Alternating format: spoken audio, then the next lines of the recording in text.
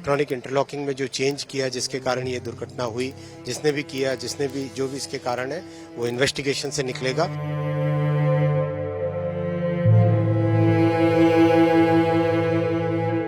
ओडिशा के बालासोर में हुए ट्रेन हादसे की मुख्य वजह का पता चल गया है। रेल मंत्री अश्विनी वैष्णव ने इसके बारे में बताया है। उन्होंने कहा कि ओडिशा के बालासोर के पास हुए ट्रेन हादसे के कारण का पता चल गया है। उन्होंने इलेक्ट्रिक इंटरलॉकिंग सिस्टम में आई गड़बड़ी को इस दुर्घटना के लिए जिम्मेदार ठहराया है।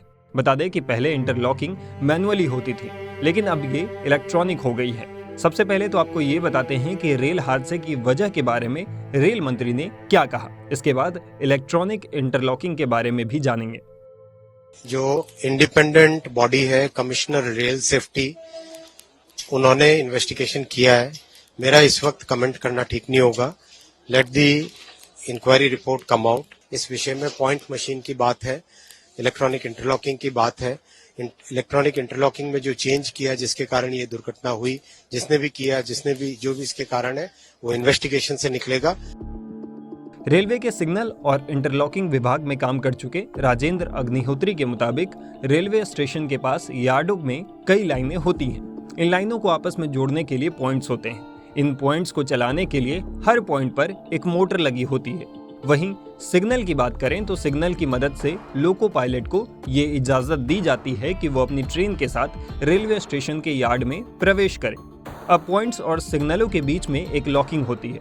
लॉकिंग इस तरह से होती है कि पॉइंट सेट होने के बाद जिस लाइन का रूट सेट हुआ हो उसी लाइन के लिए सिग्नल आए। इसे सिग्नल इंटरलॉकिंग कहते हैं। इंटरलॉकिंग ट्रेन की सुरक्षा सुनिश्चित करती है। इंटरलॉकिंग का मतलब है कि अगर लूप लाइन सेट है तो लोको पायलट को मेन लाइन का सिग्नल नहीं जाएगा, वहीं मेन लाइन सेट है तो लूप लाइन का सिग्नल नहीं जाएगा। मतलब जिस पटरी से ट्रेन को गुजरना है उसी का सिग्नल जाएगा। रेल मंत्रालय के अनुसार इंटरलॉकिंग रेलवे में सिग्नल देने में इस्तेमाल होने वाली एक इम्पॉर्टेंट सिस्टम है। इसके जरिए यार्ड में फंक्शंस इस तरह कंट्रोल होते हैं जिससे ट्रेन के एक कंट्रोल्ड एरिया के जरिए सुरक्षित तरीके से गुजरना सुनिश्चित किया जा सके। रेलवे के मुताबिक इलेक्ट्रिक इंटरलॉकिंग में इंटरलॉकिंग लॉजिक सॉफ्टवेयर बेस्ड होता है। इसमें कोई भी मॉडिफिकेशन आसान होता है। इलेक्ट्रॉनिक इंटरलॉकिंग सिस्टम एक प्रोसेसर बेस्ड सिस्टम होता है।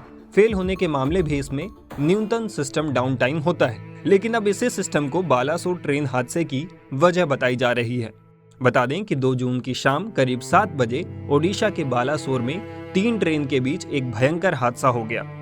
ओडिशा रेल दुर्घटना में Coromandel express train main line से लूप लाइन पर चली गई थी। ये ट्रेन बहानगा बाजार स्टेशन से थोड़ा सा पहले लूप लाइन पर चली गई थी, जहां पहले से ही मालगाड़ी खड़ी थी। इसी मालगाड़ी से कोरोमंडल एक्सप्रेस टकरा गई। इससे ट्रेन के कुछ डिब्बे दूसरी लाइन पर भी गिर गए थे। इसी दौरान Bengaluru Howrah superfast express down main line से जा रही थी, जिसकी टक्कर इन डिब्बों से हो गई और ये बड़ा हादसा हो गया। इस हादसे में 280 से ज्यादा लोगों की मौत की पुष्टि हो चुकी है। वहीं इस घटना में करीब 1000 लोगों के घायल होने की खबर आई।